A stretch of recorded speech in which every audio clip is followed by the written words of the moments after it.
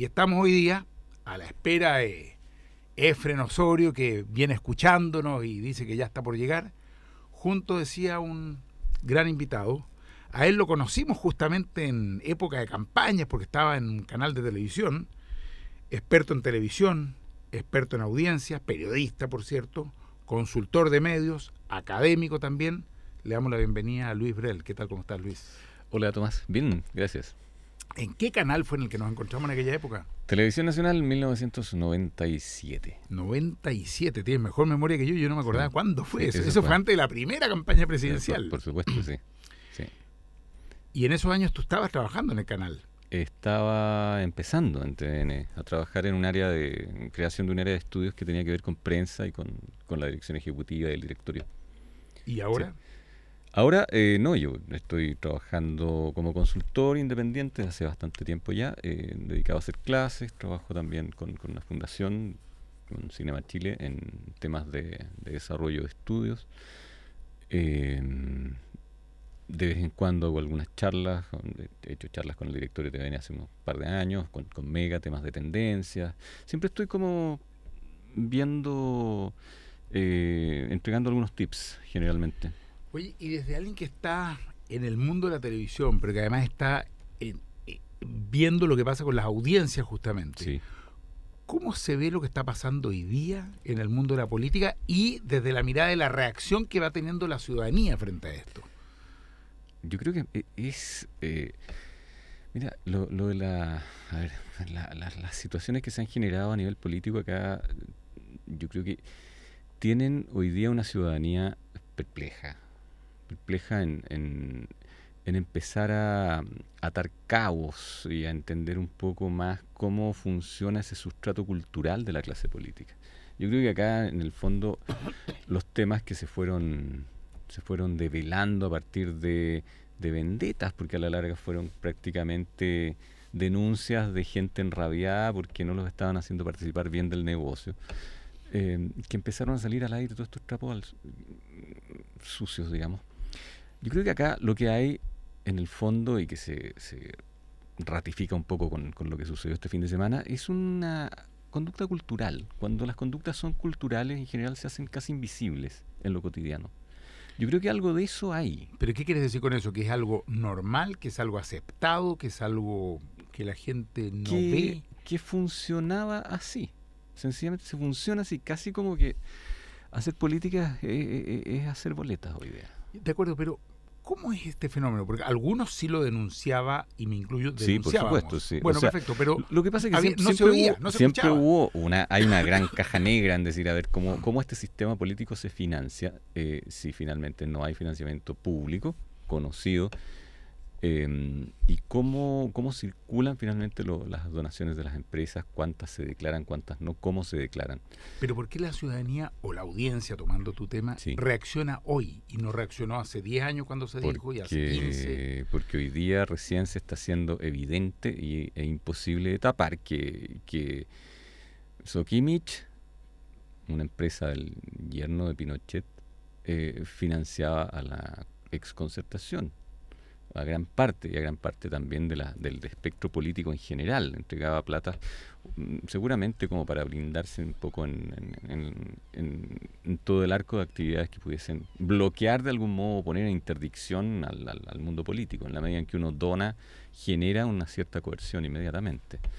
Y la ciudadanía hoy día, yo creo que está asistiendo a este espectáculo que es difícil de digerir, y también difícil de entender por cómo además la misma clase política está tratando de enfrentarlo, porque hay algo que, mira, en los estudios en general que me ha tocado participar o revisar sobre lo que es la nueva clase media en Chile, esta clase media emergente, qué sé yo, es muy pujante. La gente en Chile tiene ciertos atributos en general de ganas de hacer cosas, son muy inseguros frente a la inestabilidad, a los cambios de las reglas del juego, pero son negadores también.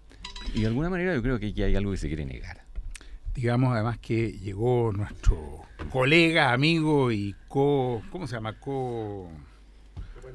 copanelista, Efren Osorio. Hola, un gusto. Estamos seguros que nos venía escuchando, así que no te repetiré, pero estamos aquí con Luis Brel. Y estábamos conversando a partir de la reflexión inicial sobre toda la desprolijidad que ha habido en esto, que se ha evidenciado en estos días, pero también sobre cuántos otros quedan ahí metidos. Y yo le preguntaba a Luis, como es experto en audiencia, como es experto en el tema de medios de comunicación y lo que pasa en la relación entre los medios y la audiencia, ¿cuál es la reacción de la gente? ¿Por qué hoy día la gente está reaccionando? ¿Por qué hoy día está despertando? Porque para algunos de nosotros, por lo menos hace mucho tiempo, es evidente lo que hoy día sale con tanta fuerza a la luz. Y bueno, ¿cómo es que se va produciendo un momento en que simplemente la gente reacciona? ¿Crees tú que las redes tienen que ver, que tantas veces se discute ese tema en las redes sociales? Sí, por supuesto, fueron claves. Sí, las redes fueron claves. O sea, evidentemente las redes permiten de alguna manera visibilizar ciertas inquietudes, ciertos pensamientos, ciertas críticas, cierto malestar que muchas veces era invisibilizado porque los medios de comunicación tradicionales no lo mostraban, porque los medios de comunicación tradicionales lo invisibilizan, y de alguna manera las redes están sacando a flote un poco todo eso y se han transformado en la plaza pública, en la antigua plaza pública, mostrando de alguna manera el malestar, pero no necesariamente transformando ese malestar en otra cosa. Creo que ahí hay una limitante de las redes sociales. ¿Pero se han ido adaptando los canales, por ejemplo, a las redes o no, a este nuevo fenómeno mucho más horizontal, Luis? Los medios en general se han ido adaptando de algún modo a entender a este segmento de la población que se quiere expresar, que quiere decir cosas, que quiere contar, que quiere informar también a su manera. Hay otra gente dentro del mismo espectro de audiencias que sencillamente quiere jugar o quiere denostar a alguien, pero en general, escarbando bien en las redes se encuentra información sobre lo que la sensación que tiene la ciudadanía hoy día con las cosas. Eso es indudable. Ha servido en conflictos como los que se vieron en Aysén, en Punta Arenas. O sea, las redes han sido importantes en este sentido para mostrarle al resto del país el descontento en ciertos problemas que han tenido las comunidades locales bien importantes. En ese sentido yo creo que aquí hay un foco que cambió. Esto ya, si los canales no tienen cómo cubrirlo, bueno, están las redes y las redes hacen circular igual la información. De hecho, no deja llamar la atención que si uno mira quiénes son los que tienen más seguidores en Twitter, por ejemplo, son conductores de canales de televisión. Sí. Mauricio Bustamante, Daniel Matamala, Claro. Bueno, no sé, en general los que son conductores Nicolás de Copano. Claro, entonces hay una relación en ese sentido entre medios formales, oficiales, tradicionales y lo que pasa en la red. Y ellos mismos se encargan cuando están haciendo entrevistas o cosas en la televisión También de tuitearlo inmediatamente, ¿no? Sí, hay una conjunción hoy día del trabajo, no se entiende separado de las redes sociales, sobre todo de Twitter en el caso de la información. Pero de todas maneras estamos hoy día en un minuto, en un instante, digamos, donde todos estos problemas lo que más están generando en general es incubar un poco más de rabia. Había ya hasta yo diría hace unos 2-3 años atrás, se estaba percibiendo este desgaste del pacto social, así que reguló la transición a la democracia, o la transacción un poco a la democracia, que de alguna manera hoy día se desnuda ya con esta forma de financiarse la actividad política que en el fondo nos muestra también un discurso que era un doble discurso. A propósito de eso, Efren, habíamos comentado un poco antes, ¿cómo viste tú este último capítulo de... El bochorno, dices tú. De este último capítulo, el último hasta ahora, digamos, capítulo Insunza se llamaría este bochorno. O sea, creo que de alguna manera hay momentos en que los procesos sociales y políticos entran en una espiral de la cual es difícil que salgan. Por más que intenten arreglarlo, más se van complicando.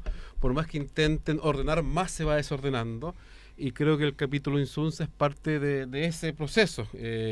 Cuando se pensaba que por fin se iba a poner coto, el gobierno pensaba que por fin iba a poder frenar un poco todo lo que estaba pasando, con el cambio de gabinete, con, no sé, 2 flamantes, entre comillas, ministros que venían a reforzar el gabinete que estaba muy alicaído, y resulta que aparece esto. Ahora, desde fuera, para uno era obvio.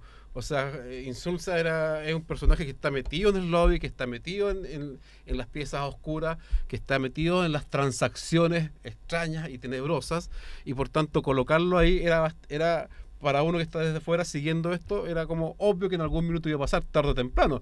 Yo pensé que iba a ser un poquito más tarde, fue mucho más temprano de lo que yo pensaba. Pero muestra un poco lo bochornoso, a un gobierno que antes, o a una Bachelet que antes, cualquier cosa que hacía les resultaba bien, cualquier cosa que hacía la ciudadanía lo aceptaba, ahora es totalmente en contra. Cualquier cosa que haga le sale mal. Y mientras más intenta ordenar, más desordena, y mientras más intenta ganarse la opinión pública se aleja cada vez más de ella. Fíjate que en ese sentido me di la tarea esta vez de revisar los programas anteriores, porque me acordaba que habíamos hablado del tema. En el programa del 18 de mayo, es decir, hace 4 programas nada más, sí, nosotros dijimos acá, porque recién habían nombrado a Insunza, había sido el día 11, dijimos, mire, en 3 semanas, nos equivocamos por una, en 3 semanas, dijimos, van a estar apareciendo las yayitas de los nuevos ministros. Algunos después nos dijeron de nuevo lo mismo, pucha, que son negativos, siempre andan mirando debajo del agua, siempre ustedes están inventando cosas. Bueno, nos equivocamos en una semana. Lo que pasa es que coincido contigo, cuando estás entrampado en una situación en la cual has estado involucrado todo, en una práctica, como decías tú, cultural de las cúpulas, ojo, no, que por se ha supuesto, venido desarrollando tantos años. Una forma de entender es cómo hacer política y cómo financiarla cuando no se tiene plata. Ahora, me llama la atención, y no sé cómo lo ven ustedes, que se habla de muchos temas, pero poco se habla, casi nunca lo he escuchado yo como pregunta de los periodistas, el hecho de, oiga, ¿qué le pasa a usted de la concertación, a usted socialista, a usted que incluso puede ser de la Fundación Allende, de recibir platas del yerno de Pinochet? Es como que el tema se soslayara y a mí me parece que como mínimo merece una reflexión, no sé cómo lo ven.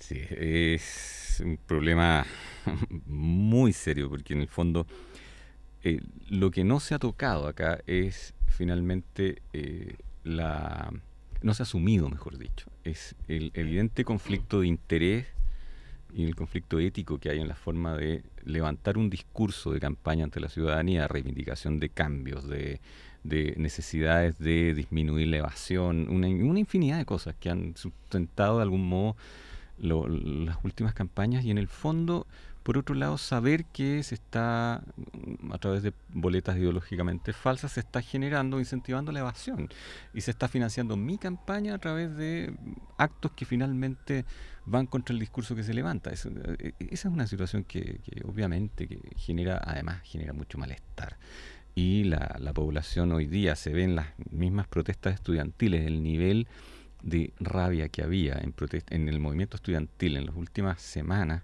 no era el del 2014, para nada. O sea, que hay un movimiento estudiantil mucho más molesto, mucho más enrabiado, mucho más, con la sensación de que aquí se está asistiendo a un escenario que es mucho más difícil del que pensaban. Ahora, Luis, una consulta, que es una curiosidad que yo tengo. Hasta el momento, esta rabia, este enojo, ha estado contra la clase política, contra los empresarios, contra la Iglesia Católica, en el fútbol aparecen cuestiones. Toda institución está cuestionada. Pero hasta ahora no ha surgido algo que también es evidente y nosotros siempre lo hemos planteado, la corrupción en los periodistas, y ni siquiera en los medios de comunicación. Ni siquiera, porque todo el mundo sabe que Canal 13 es deluxe, y todo el mundo sabe que cada uno de los canales obedece a algún conglomerado económico, y lo mismo que los diarios. Pero también no es menos cierto que muchos periodistas, personajes que aparecen como inmaculados, aparecen siendo becados, aparecen siendo de alguna manera contratados, aparecen haciendo informes, tal como hacen los senadores y los diputados, hacen haciendo informes a distintos medios, y por tanto también están cooptados por el económico. ¿Tú crees que esta ola de transparencia va a llegar hasta allá o va a tener un límite? Mira, yo creo que sobre eso tengo un matiz. Yo creo que lo que se ha ido generando en el último tiempo, curiosamente, es que hay una pérdida en general del valor de lo informativo. Es curioso, junto con una situación de una realidad que se complica y que se hace mucho más interesante de reportear y de informar, porque de algún modo están pasando muchas cosas. Pasan en un contexto donde también la información hoy día fluye por todos lados. O sea, si frente a lo que pudiésemos ver como un escenario de grandes tótem periodísticos, hoy día ya casi no existen. Yo creo que en ese sentido, creo que puede haber más de algún profesional que opte por el camino, digamos, del lado, ¿ya? Pero hoy día tenemos tantas fuentes de información que es prácticamente irrelevante que alguien quiera actuar mal. O sea, las posibilidades de acceder a información y de contrachequear son mucho mayores que antes. En esa perspectiva yo creo que acá, más que el acento en el profesional, en el periodista, es, yo creo que en general en la función que tienen los medios hoy día, los grandes medios de información, que son referentes de información. O sea, yo pondría todavía el acento allí, en el contexto de esta inclusión con el ambiente de los nuevos medios, de las nuevas plataformas, de las redes, porque hay un entramado más complejo hoy día. O sea, realmente es muy difícil querer ocultar algo. Pero en ese sentido, ¿cómo Sí. es la cosa con los grandes medios de comunicación? ¿Se plantean realmente el informar o hay una suerte de, ¿cómo llamarla?, de pauta oculta o de interés claramente orientado a posicionar ciertas miradas, ciertos puntos de vista, ciertas ideologías?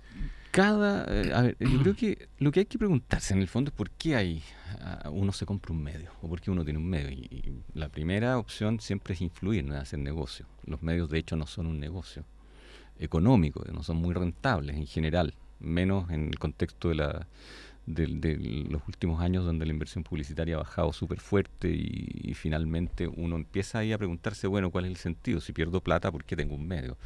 Y es porque uno puede incidir, puede entregar un cierto frame, una cierta manera de ver los temas, relevar algunos, sacar otros, y jugar un poco a conformar una pauta que a uno lo deje satisfecho, no necesariamente el ciudadano, ¿ya? Y es por eso mismo que el complemento de los medios hoy día se hace más relevante y además el rol de las radios también se ha ido haciendo cada vez más interesante en la apertura de distintas voces. Pero a propósito de pauta Sí. oculta, yo tuve una anécdota Sí.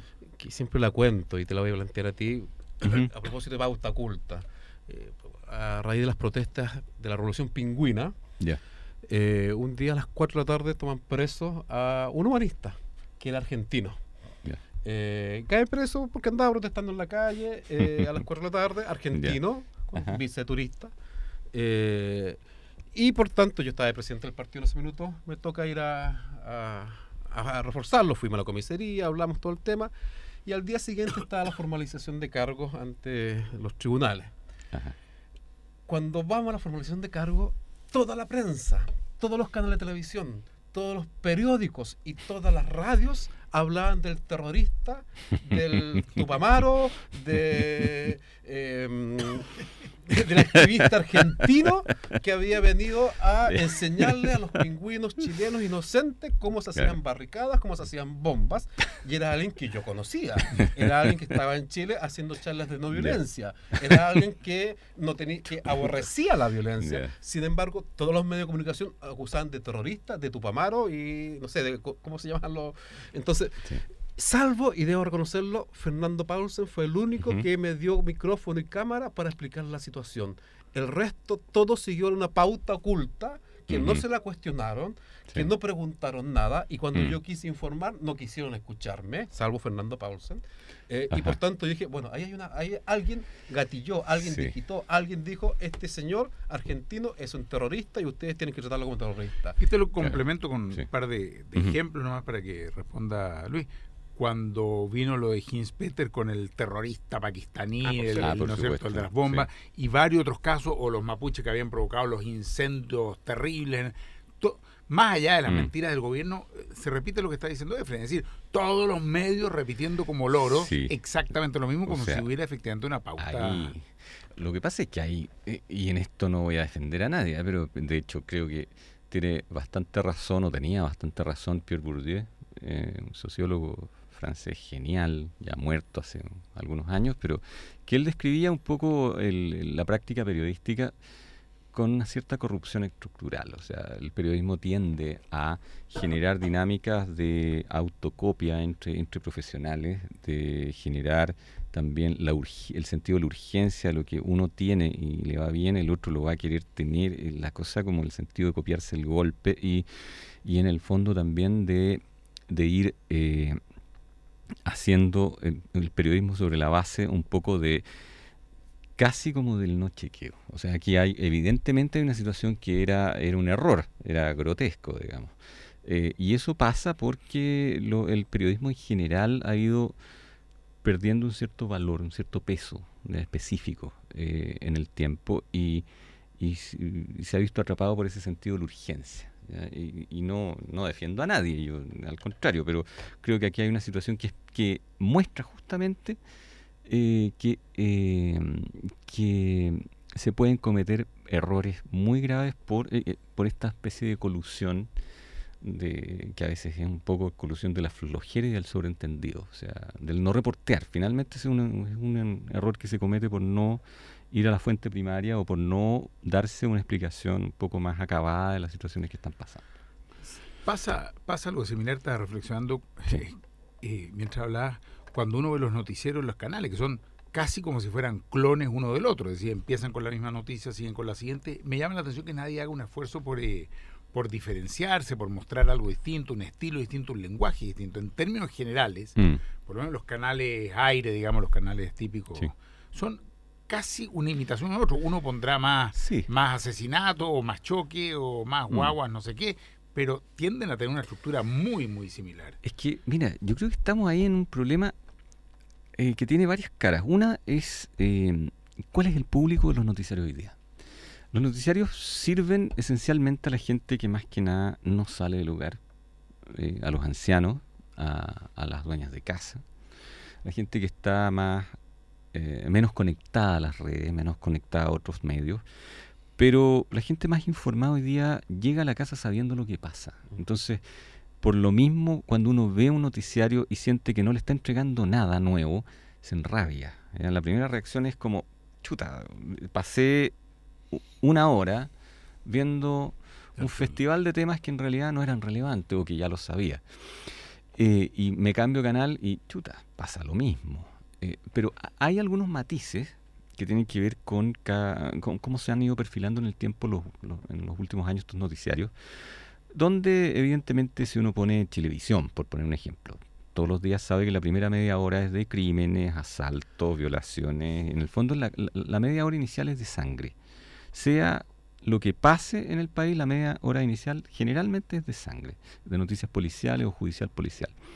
Y los otros canales, cuando las noticias son referidas a hechos policiales o accidentes, las van a llevar en el primer bloque, y el resto de la pauta la van reordenando un poco, prácticamente bajo los mismos criterios. Ya no hay una gran diferenciación, hay pequeños matices, pero en general yo te diría que a nivel de la población percibe ciertas diferencias entre los canales, las marcas canal, y lo más importante es un poco qué pasa cuando yo veo las noticias en televisión, porque el CNTV hace 2 años atrás hizo un estudio, una encuesta para ver Consejo Nacional de Televisión, justamente hizo unos estudios para ver los temas del tratamiento de las informaciones justamente referidas a la información policial, la revictimización o victimización secundaria, que es cuando uno en una nota periodística sobre un hecho traumático a la víctima de ese trauma la hace revivir el trauma a través de las preguntas o el tratamiento periodístico.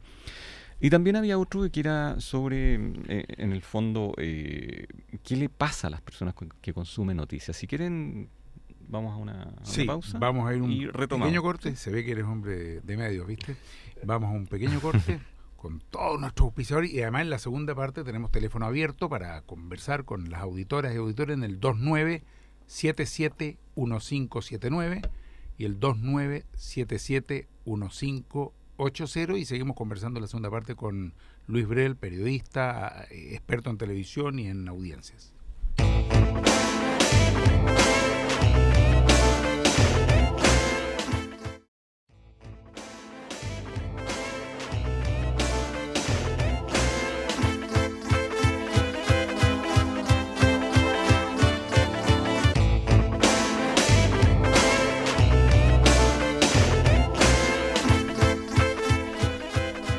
Estamos acá en Radio Universidad de Chile, la radio que piensa, con teléfono abierto para que todos nuestros auditores que quieran preguntar, hacer propuestas, observaciones, críticas, comentarios, puedan llamarnos al 2977-1579, 2977-1579 o al 2977-1580, 2977-1580. Y ahí ya veo que levantaron el teléfono, así Parece que hay prepárate. una llamada por ahí.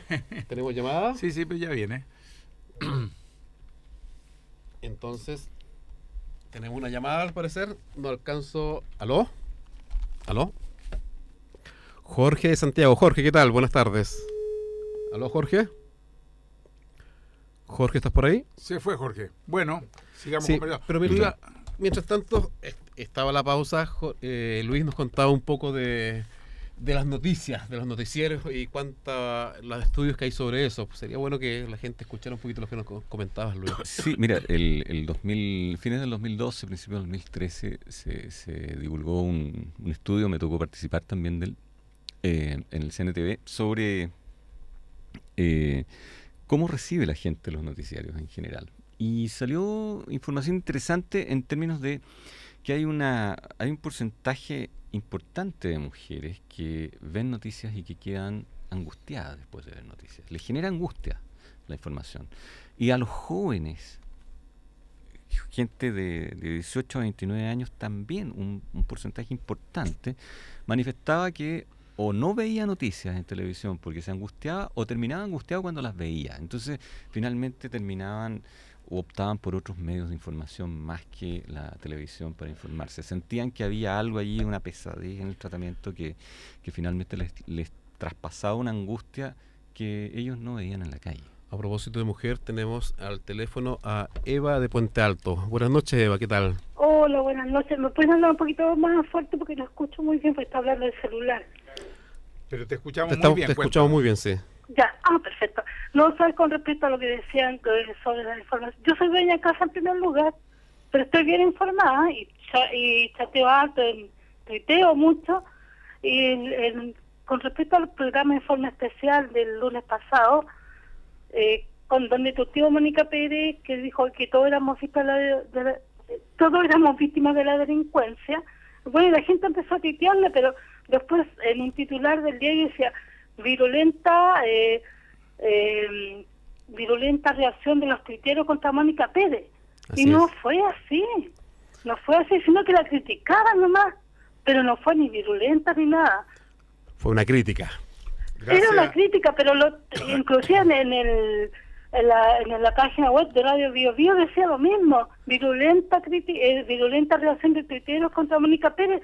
Y yo fijé las críticas, pues yo me empecé a mirar y no había sido así, sino que le respondían, pero nadie una cosa virulenta, como dije. Gracias, Eva. Le vamos a preguntar a Luis a propósito de ese tema, gracias, Eva, sobre cómo esto de que también arman como noticia muchas veces de nada y le ponen unos titulares medio No, por dramáticos, supuesto, pero por supuesto, sí. Una de las características que yo te diría tiene un poco el proceso como de la transición democrática entre los años 90 a los 2000, por ahí. Había una pauta en general que se ordenaba en torno a las autoridades, en torno al oficial, en torno como con una mirada en el fondo al país que era distinta a la que vino después con la irrupción de la farándula, la irrupción de las vidas privadas, el desdibuje de lo social. Y este episodio que menciona la auditora tiene que ver con ese interés de la prensa escrita, sobre todo de algunos medios escritos, de hacer de la televisión una noticia. Y para construir una noticia hay que construir conflicto, y para construir conflicto hay que tener víctimas, y hay que tener gente que ataque, y hay que de algún modo se está sobre o hiperinflando un hecho que no tiene esos ribetes y que con el que finalmente se construye un conflicto que es falso, pero del que se sigue hablando. A propósito de eso, Luis, de construir noticias y en el fondo también de mentir, hay ejemplos claros en dictaduras de periodistas que hicieron eso y que fueron parte, instrumento y títeres de toda una manipulación, como Claudio Sánchez, como Pablo Norato, lo digo en nombre y apellido, que en realidad cuando habían asesinato y crímenes ellos fueron actores para ocultar eso y para tergiversarlo y para hacer mentiras sobre ello. ¿Qué pasa con estos periodistas que no ha habido ahí nada sobre ellos? Recién solamente a Edward se lo acaba de expulsar recién del colegio de periodistas, pero sin embargo creo que hay una deuda ahí bastante grande con respecto a el rol que jugaron algunos periodistas en dictadura. ¿Dejamos la respuesta un segundito? Claro, Porque claro. tenemos a Jorge de Santiago que parece que se logró comunicar ahora. ¿Qué tal, Jorge? ¿Cómo estás? Hola, buenas noches. Cuéntanos brevemente. Oye, mira, para que te tengo responda una Luis. espinita clavada por el asunto de tolerancia cero anoche, en la cual ahí los panelistas los entendidos, los invitados, y los entendidos, los invitados hablaban de esta ira contenida de la gente, del pueblo, por todas estas colusiones y por todas estas cosas que se están sabiendo, de toda esta podredumbre que hay, de hechos corruptos que tienen al país, con una situación tan complicada, que en el extranjero se habla, se sale a decir al extranjero que no somos corruptos, pero esto ya se levanta una hoja y van saliendo más corruptos. Y entonces, ¿qué es lo que pasa? Que esa rabia contenida, por todo esto que pasa. Después está invitado el señor de Carabineros y el señor Walker, que también dice, sí, hay que ir viendo todo esto. Pero cuando uno ve que Carabineros sale a las calles, me recuerda la época de Roma, de la corrupción de Roma, cuando el pueblo reclamaba por los impuestos, por los abusos, por los castigos que había por la corrupción del poder de Roma, ¿qué sacaban a la calle? Al centurión y a las legiones, a que dieran palo y espada para que el pueblo no reclamara. Y acá parece que los carabineros lo utilizan para lo mismo. Cuando el pueblo sale a reclamar que por sus casas se las construyeron de papel y de plástico, que lo estafaron en la financiera, que el banco le robó la plata, que la tienda le robó, que la farmacia, entonces la gente sale a reclamar y allá mandan al centurión otra vez y ahí están utilizados los carabineros otra vez para salir a castigar al pueblo. Entonces hay muchos carabineros que son de apellido, Naiwil, Yancul, de allá del sur, que no quieren salir, no tienen ganas de pegarle a sus hermanos, son compatriotas, son nuestros chilenos hermanos, y les dan la orden que salgan a castigar. Entonces, ahí están en la encrucijada. Nosotros conocimos a carabineros cercanos a la gente, al pueblo, en los colegios nos enseñaban, había un cariño, pero hoy son utilizados. Y todos los gobiernos lo utilizan. Los mandan para que vayan a castigar, para que la gente, a callar al pueblo. Igual que en la época romana. Esto tiene que cambiar, pues. Muchas gracias, Jorge. Vamos a comentar acá efectivamente el rol que ha ido asumiendo Carabineros. Una policía militarizada como pocas en Latinoamérica. Y efectivamente ahí hay un tema que plantearnos. Cómo también muestran las imágenes en las marchas de la gente, de los pequeños y las minorías haciendo destrozos. Y nos muestran las imágenes de las marchas con festividad, con alegría, etcétera. ¿Cómo ves tú eso, Luis? Hay opciones, hay opciones de editorializar con imágenes y con las secuencias que uno muestre y con las fotos que uno ponga detrás de los conductores en los noticiarios. Durante un tiempo, las primeras marchas de los movimientos en el año 2011 tuvieron un fuerte reclamo del movimiento estudiantil justamente porque se mostraban fotos, estilo, digamos, de destrozos, de encapuchados, cuando se informaba o se presentaban estas notas. Lo que motivó también una reacción al interior de los canales, decir, a ver, bueno, ¿cómo estamos cubriendo esta cuestión? Démosle una vuelta de tuerca, porque las marchas no son solamente el destrozo que generan los encapuchados de siempre al final. Asumamos el tema de la movilización y del descontento también de una manera más seria. Y al final eso permitió también un cambio, una vuelta de mano en el tratamiento del tema, pero siempre van generando, produciéndose estos descuadres. Sí, porque todavía sucede cada rato que hay una marcha, que a veces puede tener 100.000, 200.000 personas, claro. Y lo que se tiende a mostrar, si uno lo mide en tiempo, claro, ese grupito, el lumpen, que al final destruye algo, que sea. Sí. Pero no o el 21 de mayo, lo mismo. El 21 de mayo. Pero no solo las marchas, estaba pensando que con otros temas uno nota claramente los intereses creados de la televisión. No sé cómo se vive esto desde adentro o al analizarlo, pero, por ejemplo, ha habido recientemente una importante huelga de los trabajadores de Entel. Bueno, el silencio que ha habido por parte de los medios de comunicación, de la televisión en particular, respecto a esta huelga ha sido total. Y mostraron un canal en particular a los huelguistas frente a Pinto Durán y decían, y un grupo de personas estaba afuera manifestándose, sigamos con... Y nunca nombraron que eran los trabajadores de Entel. Porque, bueno, uno lo sabe, porque Entel es uno de los mayores auspiciadores para los canales de televisión, pero mucha gente simplemente no lo sabe y no se informa. Eso es directamente manipulación.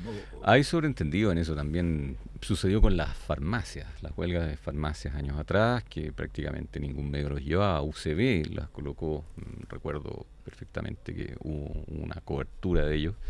Y sí, uno en general hay un tratamiento de las huelgas bastante como te dijera, es casi como un sobreentendido que las huelgas no se cubren en televisión.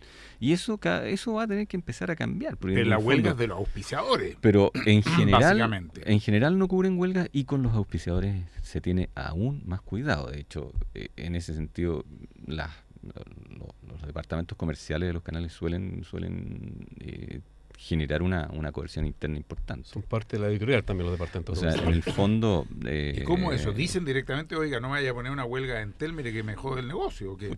O sea, evidente que los gerentes comerciales están preocupados del tratamiento de los clientes. Su cliente es el avisador, no es la ciudadanía. En el caso de quienes tienen a su mando noticiario, el cliente es el ciudadano. Y en Televisión Nacional, que es un canal, se supone público, en fin, nacional, Sí. ¿también opera la misma lógica? ¿Cómo? Pero si es un canal más en el mercado. ¿Quién financia TVN? Los avisadores. ¿Y cuál es su rol público? ¿O cómo se lo entiende al interior del canal? Yo creo que hoy día no se debe entender mucho. No se Por entiende. en realidad, por cómo está funcionando desde hace unos años el canal, es un canal que está en un sostenido, digamos, decrecimiento, en general en resultados, en impacto. Es una marca compleja, digamos, en entender cómo hoy día o qué rol debe cumplir la televisión pública. Yo creo que ahí hay un tema que da para mucho, pero es importante que Chile se cuestione y se pregunte, bueno, ¿para qué tengo un canal de televisión público? ¿Dónde está la necesidad? ¿Cómo atiende hoy día esa misión? Luis, ahora hablábamos del cambio en la sociedad, Sí. que ha ido cambiando, la gente se ha ido empoderando. Sí. Coincidentemente con eso también el último año en televisión fue de crisis económica muy fuerte. Los Sí, números... fue pésimo.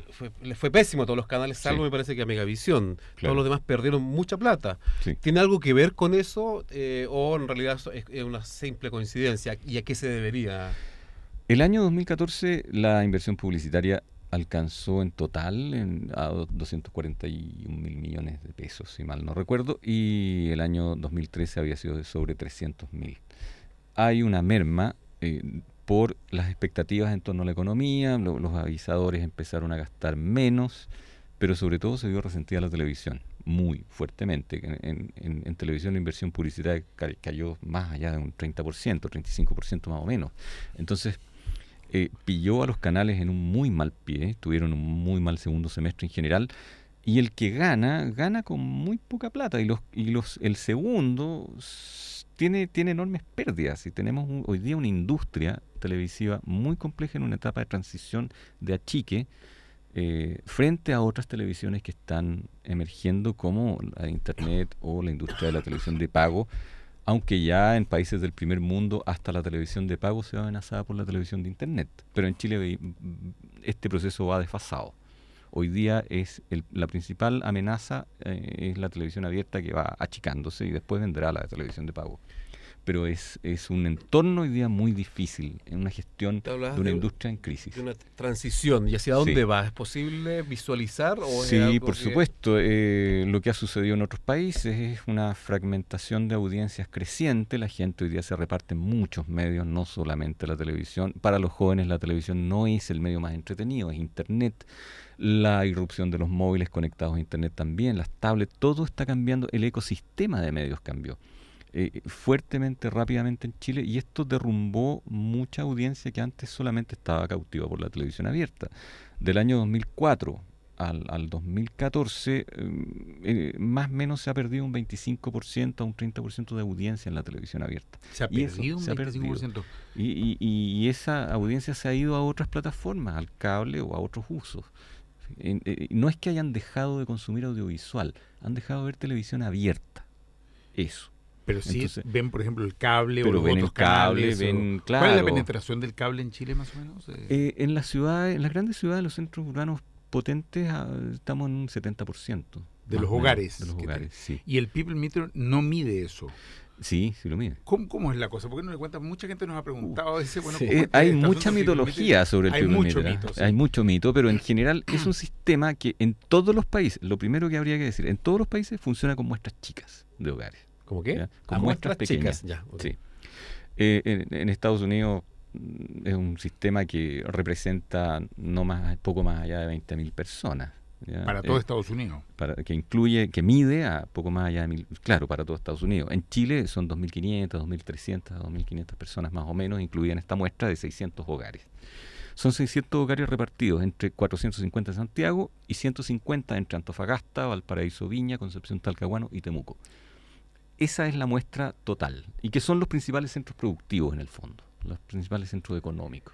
Es urbana, entonces. Solamente urbana. El segundo- No sabemos el segundo- nada de... Ya, pero ¿qué mide? ¿Televisores prendidos? ¿Cómo es el Mide la asunto? conducta completa del hogar en torno al uso de la televisión. Primero, si tiene o no tiene electricidad el hogar. Dos, si el televisor está enchufado o no. Un televisor por hogar, perdón, disculpa. No, hasta 8. Hasta 8 por hogar. Ya. Hasta 8 por hogar. Puede medir Entonces, hasta 8 puede televisores, medir hasta ya. 8, claro. Más allá de 8 no. Pero registra toda la conducta de uso del televisor en ese hogar. De hecho, cuando se instala un decodificador adicional, digamos, que se incorpora a cada televisor, y en el fondo la persona que prende el televisor, ya sea que está sola o acompañada, tiene que registrarse con una clave de cada una de las personas que va a ver un programa. Digo una cosa, y eso que tienen que hacer ellos no genera un sesgo, no genera una manipulación de esa información por parte de ese mismo hogar. No, es una molestia tener el sistema, es una molestia en términos de usuario, porque yo cada vez que quiero ver algo, prendo la televisión y tengo que poner un código que es el mío, ¿ya? Y eso indica que yo, Luis Brel, que tengo tantos años, que soy hombre, pertenezco a tal estrato, vengo de tal hogar, soy el que estoy viendo. Y a esas personas les pagan. No les pagan, pero sí les hacen obsequios justamente por la molestia de tener este sistema instalado, y se firma un contrato de confidencialidad y se permanece en esta muestra alrededor de 3 meses. Si uno tiene un comportamiento anómalo, lo sacan de inmediato. ¿Qué quiere decir un comportamiento anómalo? A ver, por ejemplo? supongamos que yo hablo más de la cuenta y le digo a alguien por ahí, oye, tengo el people meter. Y llega por ahí alguien de un canal, me dice, usted, ¿por qué no nos pone a nosotros en cierto horario? Y sintonícenos y le damos unos regalitos. Ya, si yo lo hago, el sistema va a chequear que yo tengo una conducta que es invariable en el tiempo, y probablemente también el sistema opera mandando alertas. O sea, cada 5, cada 10 minutos yo tengo que decir que estoy viendo algo, porque si no el sistema puede presumir que yo o me paré y me fui y dejé el televisor prendido, o me quedé dormido. ¿Ya? Además tienes que... Sí, por supuesto, cada cierto rato tengo que rechequearme y decir, estoy viendo. Si no, me van a sacar de la muestra, y por lo mismo no es un mal sistema. El problema es que hay muchos mitos que se desconoce cómo opera. ¿Y Pero, ¿sí? cuánto es, como parte de los mitos que Sí. le pregunto, un punto del people meter? En definitiva, ¿qué significa? Ya. ¿Cuánta gente? ¿Cuántos Bueno, televisores? a ver, cuando se habla en la prensa escrita, sobre todo, que cuando dicen ya una teleserie sacó 20 puntos, cada uno de esos puntos es de universo hogares. O sea, eso es lo que informa la prensa escrita sobre la tele, la cobertura en hogares, puntos de rating hogar, ¿ya? Pero también hay puntos de rating persona, que eso se ocupa al interior de los canales y se ocupa también la industria de la publicidad para resolver las personas exactas que vieron televisión, quiénes eran, qué sexo, qué edad y dónde invierto yo. Pero un punto de rating hogar son casi 20.000 hogares. Un punto de rating persona son casi 63.000. 63.000 personas. Sí. O sea, los 100 puntos serían 6.300.000. Claro, más o menos 6 millones y medio de Ya, de que es personas. el universo que cubre. Claro, o 2 millones de hogares aproximados. Ese es el total de lo que se cubre en estas zonas. Por tanto, no se puede extrapolar a un rating nacional. No existe. Y entiendo que los programas que tienen más rating, los que son más vistos, son al final estos de, no sé si de teleseries, reality, farándula, pero va por ahí la cosa. O sea, más o menos, ¿no? muchas, Teletiempo. sí. Teleseries, noticias. Las noticias también noticias tienen también. muy buen rating, sí. Los espectáculos deportivos, los grandes eventos deportivos siguen siendo los principales dominadores de la pantalla. Claro, pero que son más esporádicos, Sí, no son de todos esporádicos. los días. Los digamos. cotidianos son las teleseries y los noticiarios.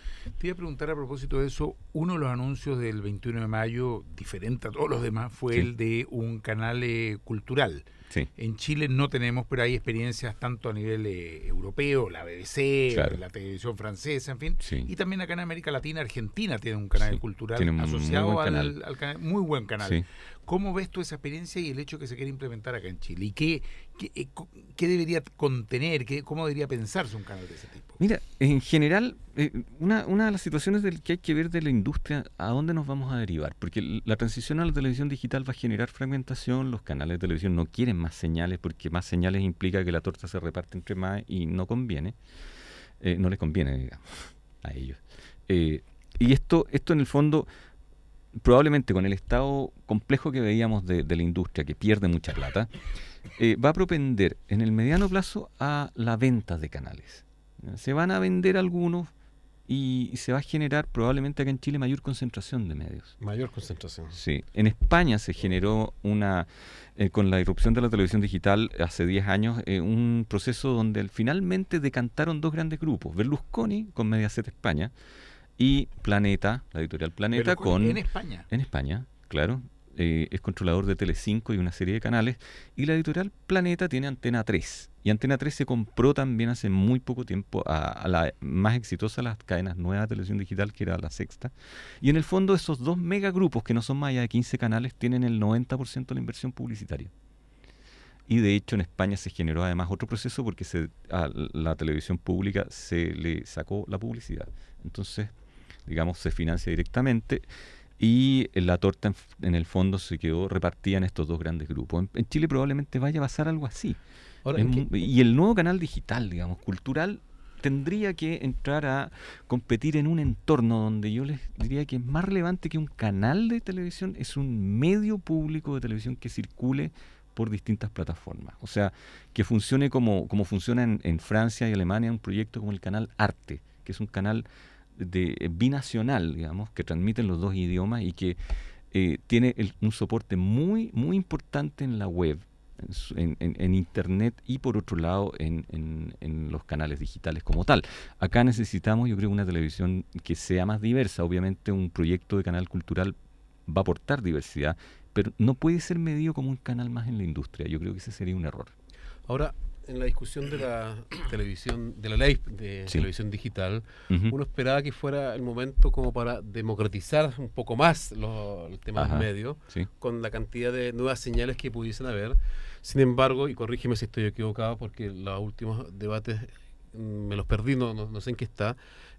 Al parecer, finalmente va a producirse que las nuevas señales van a estar concentradas en los mismos 4 o 5 canales que ya hay en televisión abierta.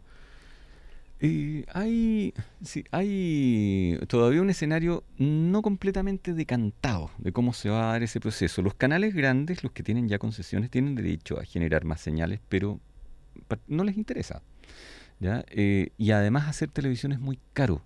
Por tanto, se pensaba en una primera etapa de la discusión que aquí se iba a haber una irrupción de nuevos canales canales locales, regionales, canales de ONG, y en realidad es muy difícil que ese proceso se dé porque por la vía de la transmisión por aire es muy caro hacerlo.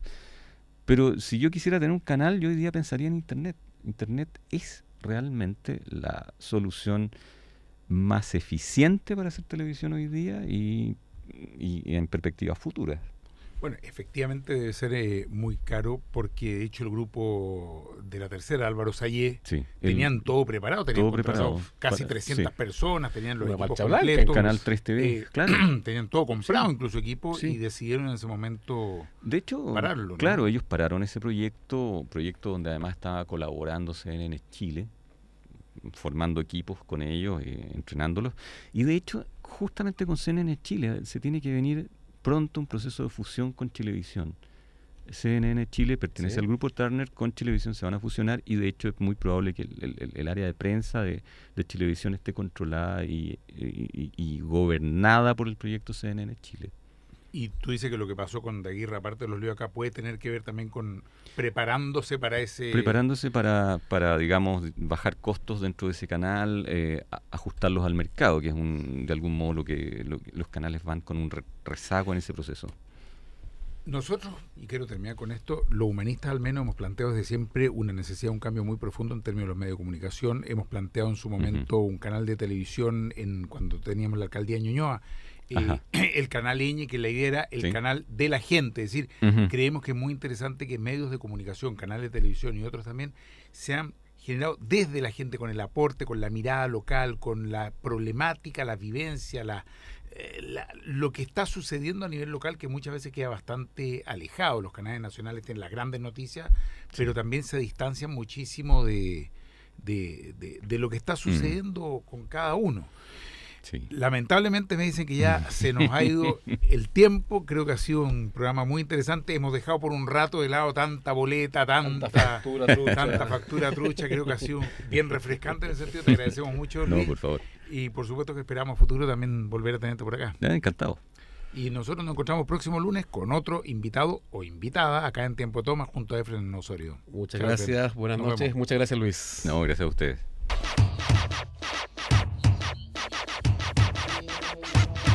En Radio Universidad de Chile hemos presentado Tiempo de Tomas, una mirada humanista del acontecer político, social y cultural de Chile y el mundo, con la participación de Fernando García Nadaf, Efren Osorio y Tomás Hirsch junto a sus invitados. Nos encontramos el próximo lunes a las 8. Despeínate, indígnate y súmate a Tiempo de Tomas. ¡Hey!